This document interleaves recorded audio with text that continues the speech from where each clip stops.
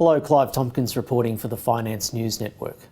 Joining me from the Northward Equity Income Fund is Portfolio Manager John Moore. John, welcome back. Thanks, Clive. Good to be here. John, the local market's been through a volatile couple of months. What's been going on? Look, it has been a volatile couple of months. The tone was really set by the potential Greek exit and the ECB's response to what could have been potential contagion. Notwithstanding, we saw declining commodity prices, uncertainty around potential Fed rate hikes, that and also concerns around Chinese growth all set the tone for quite a volatile quarter. And John, rates were kept steady at the August Reserve Bank board meeting. Was there anything of note in the statement? Look, as you said, the rates were kept unchanged from the Reserve Bank statement. We obviously saw a rally in the Aussie dollar as a response out of that, but we'll be looking forward more to the statement of monetary policy this Friday and potential changes to economic growth forecasts and what that would do for potential rates. And we still think there's a good chance that we'll see another cut in official interest rates by the end of this year. Now to your fund, John. Volatility should benefit the fund. Has that in fact been the case? And how much of the total return has been attributable to income versus growth?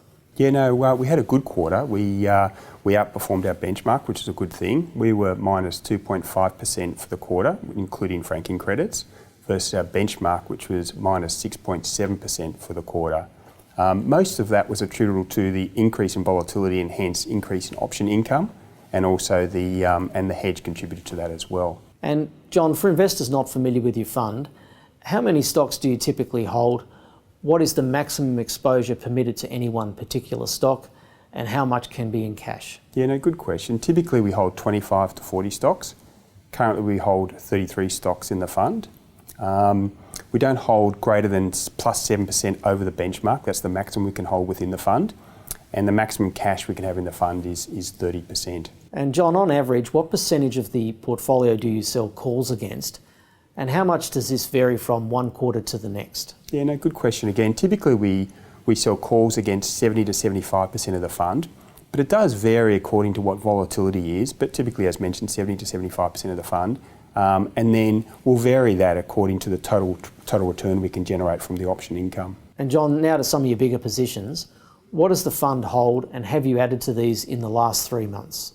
Yeah, no, what we hold typically are stocks that you expect in terms of big caps like Telstra, and we have added to that recently because of its solid dividend yield, good free cash flow, supportive valuation, so all those normal things you'd expect. So we've added to that recently. Offshore earners, Macquarie Bank, CSL, have added to those recently, and they've sort of started to play out. Again, a little bit crowded, but we've certainly had overweights in those positions within the fund. Insurers, we added to those on the pullback over the quarter. Undemanding multiples, potential capital management and solid dividend yield as well. So they're our main positions or our overweights within the fund currently. And on the flip side, what have you exited and why? Yeah, and another good question. We have exited a few positions, but the main two we exited were Ansell and Oceania. Oceania obviously was under takeover, so it hit our total return expectations there. And same with Ansell. Ansell just got a little bit expensive and again hit our total return expectations, so we exited those two investments. Thanks. And John, what is the fund's exposure to BHP and Rio at this time? Yeah, look, we don't own Rio in the fund. We haven't owned Rio for about 18 months. We exited it basically January last year, really because we took a bearish view on iron ore. So we only have BHP, which we think is, it's a good quality company. We've got a market weight position within the fund, so it's very conservative in terms of our expectations around that. We're still able to generate good option income around that core holding as well. So just BHP is the only stock we hold within the fund. And John, last question. Where do you see the best opportunities over the remainder of the year? I think it's going to be some very good opportunities going forward. I think we're going to see an increase in volatility, which is good from an option income perspective, and also having a hedge to smooth out the volatility. We think that's good.